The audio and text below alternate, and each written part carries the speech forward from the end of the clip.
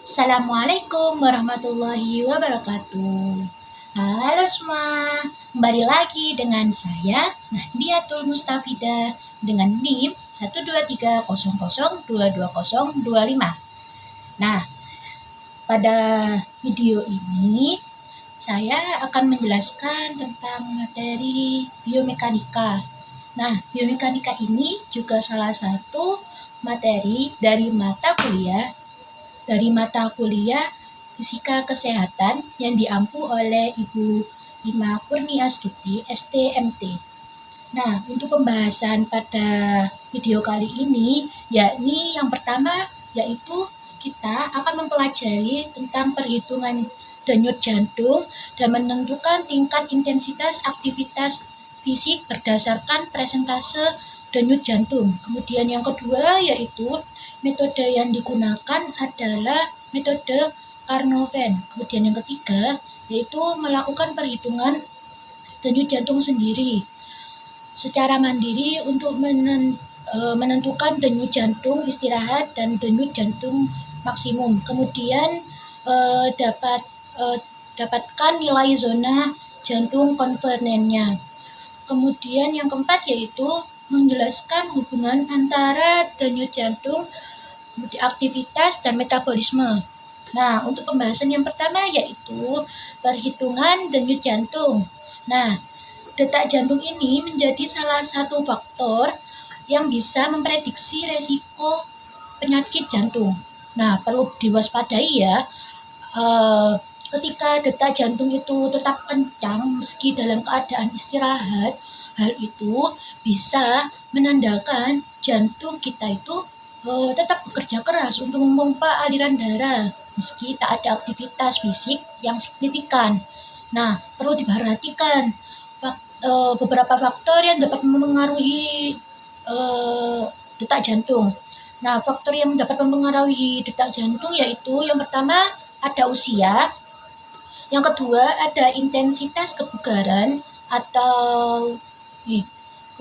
dan aktivitas keseharian. Kemudian yang ketiga yaitu perokok aktif, yang keempat yaitu memiliki penyakit kardiovaskuler. Kemudian yang kelima yaitu kolesterol tinggi atau diabetes.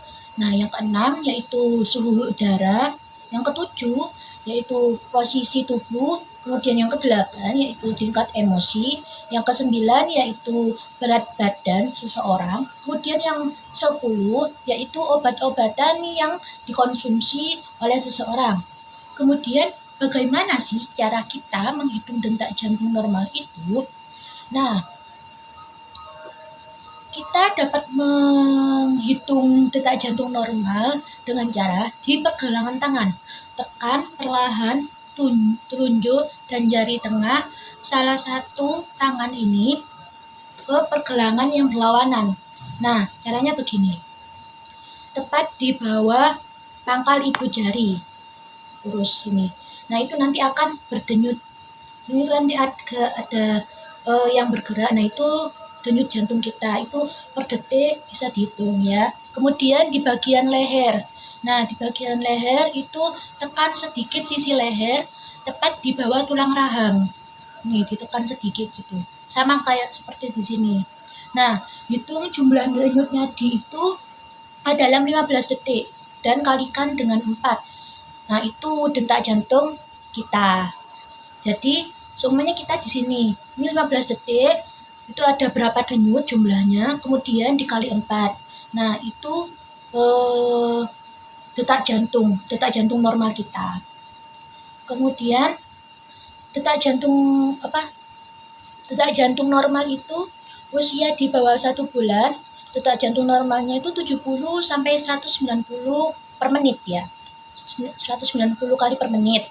Nah, untuk usia 1 sampai 2 bulan itu detak jantung normalnya 80 sampai 160 per menit. Kemudian untuk usia 1 sampai 2 tahun, detak jantung normal 80 sampai 130 kali per menit. Kemudian untuk usia 3 sampai 4 tahun, itu detak jantung normal 80 sampai 120 per menit.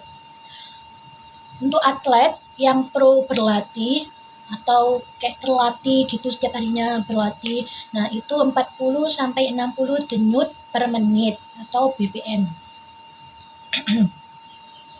Kemudian tingkat intensitas aktivitas fisik berdasarkan persentase denyut jantung, yaitu tingkat intensitas aktivitas fisik berdasarkan persentase denyut jantung tergantung dengan zona target. Nah, zona target ini dibedakan menjadi 5. Apa saja? Yang pertama yaitu sangat ringan. Nah, intensitas ini 50 sampai 60% ya. Dengan denyut jantung 104 sampai 114 bpr dengan durasi 20 sampai 40 menit. Nah, manfaatnya membantu pemanasan dan pendinginan serta membantu pemulihan.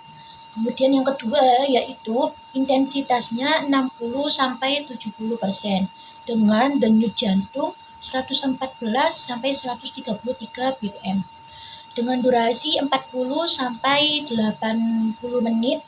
Nah, manfaatnya yaitu untuk meningkatkan kebugaran secara mendasar, meningkatkan pemulihan dan mendorong metabolisme.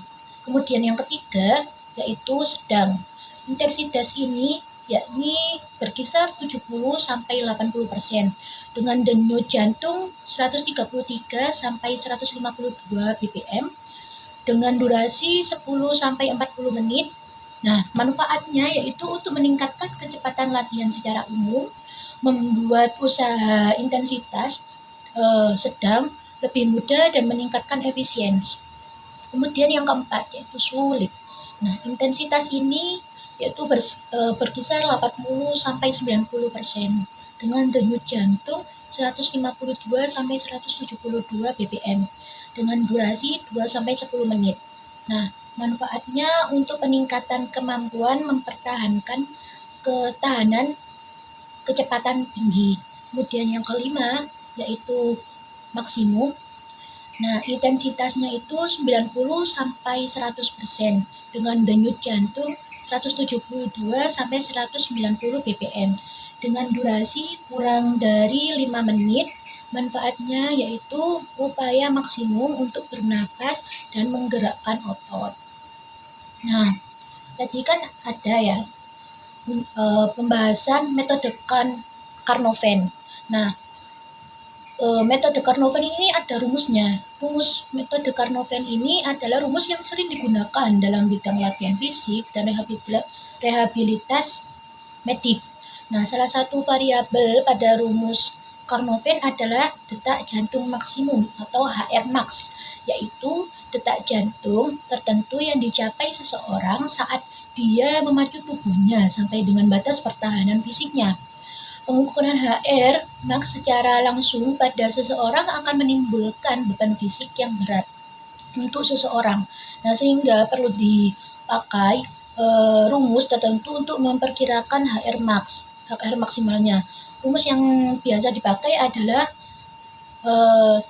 HR max sama dengan 220 dikurangi umur. Nah, rumus itu hanya merupakan pendekatan saja. Nah, tidak terlalu secara tepat menentukan HR max-nya ya.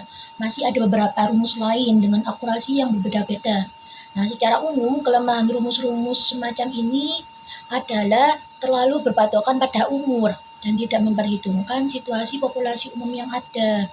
Sebagai contoh, HR max untuk seorang yang berusia 40 tahun adalah 220 sampai 40. Berarti dia itu HR max-nya 180 kan ya. Gitu. Kemudian cara menghitung denyut jantung istirahat. Bagaimana caranya? Tekan lembut jari sampai Anda merasakan denyut nadi di bawah jari Anda. Nah, di sini ya, guys. Itu sampai kita itu ngerasain dek dek dek. Nah, itu. Nah, hitung denyut nadi itu selama 15 detik. Kemudian hasil dari berapa kali berdenyut itu dikali 4. Nah, untuk mendapatkan angka denyut nadi istirahat. Tuh. Nah, contohnya itu begini. seorang mahasiswa itu menghitung denyut jantungnya selama 15 detik dengan hasil 18 denyut. Selama 15 detik itu denyutannya 18 kali. Kemudian untuk menentukan denyut jantung istirahat yaitu dengan cara dikalikan 4.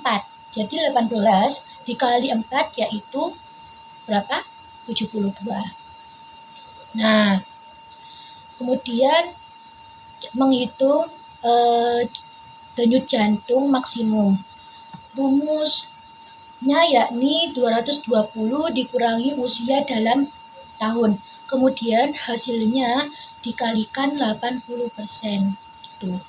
Jadi berbeda dengan menghitung denyut jantung denyut jantung saat istirahat ya.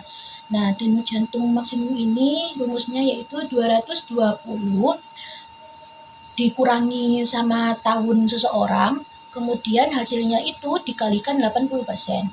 Contoh, ada seorang mahasiswa atau seseorang anak remaja yang berumur 19 tahun. Nah, tadi itu rumusnya kan 220 dikurangi usianya, kemudian dikali 80%. Nah, kita kurangi dulu. 220 dikurangi 19 itu berapa? Ya, 201. Kemudian 201 ini dikali 80%, sama dengan 160. Jadi, denyut jantung maksimum remaja tersebut yaitu 160. Nah, untuk pembahasan yang terakhir yaitu hubungan antara denyut jantung, aktivitas, dan metabolisme. Hubungan antara denyut jantung dengan aktivitas yakni semakin banyak kita bergerak, maka frekuensi detak jantung akan semakin meningkat ya. Nah, di saat tubuh bergerak, kerja beberapa organ seperti otot, itu akan semakin berat. Nah, hal ini itu membuat otot ini membutuhkan suplai atau pemasukan oksigen dan nutrisi lebih banyak untuk menjalankan fungsinya. Kemudian, untuk hubungan denyut jantung dan dengan metabolisme itu yakni metabolisme dalam suatu organ akan semakin besar dan aliran darahnya itu akan mengalami hal yang sama gitu, akan besar juga, semakin besar. Nah, hal ini itu menyebabkan kompensasi jantung dengan mempercepat denyutnya dan memperbesar banyaknya aliran darah yang dipompakan dari jantung ke seluruh tubuh gitu. Tuh. Jadi itu hubungannya antara denyut jantung dengan aktivitas dan metabolisme. Nah, selesai sudah materi yang saya sampaikan. Semoga bisa bermanfaat buat kalian semua. Bila ada salah kata, mohon maaf sebesar-besarnya. Sekian dari saya. Wassalamualaikum warahmatullahi wabarakatuh. Sampai jumpa dan bertemu lagi di materi berikutnya.